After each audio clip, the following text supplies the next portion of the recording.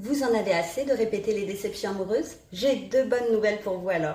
La première, c'est que vous avez toutes pris conscience que changer votre regard sur vous dans le miroir est la première condition à cocher pour enfin attirer naturellement quelqu'un de bien, n'est-ce pas? Si ce n'est pas encore le cas, la deuxième bonne nouvelle, c'est que ça veut dire que vous n'avez pas encore tout essayé et que par conséquent, votre situation n'est pas du tout désespérée. Imaginez-vous dans quelques mois, vous avez déjà fait le plus gros du chemin, car plus votre regard va changer dans le miroir, plus vous allez vous sentir confiante et peu à peu, vous allez vous tourner vers des personnes qui reconnaissent votre valeur puisque vous-même, vous allez la reconnaître dans le miroir et vous allez vous détourner de toutes ces personnes qui ne la reconnaissent pas.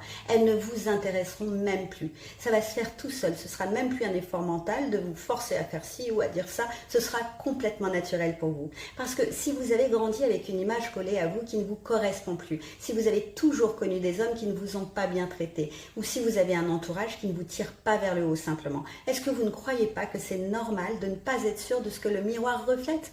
Tout se mélange. Et qu'est-ce que ça donne un reflet flou dans le miroir? Ça donne l'impression de ne pas exister vraiment. C'est ça qui fait qu'on n'est jamais sûr de nos ressentis. On ne se sent jamais totalement légitime à ressentir ce qu'on ressent. Le pire, c'est qu'on se dit que les autres doivent nous voir de la même manière que nous on se voit. Et c'est comme ça que souvent on ne se sent pas respecté ou pris en compte, à cause de notre propre regard.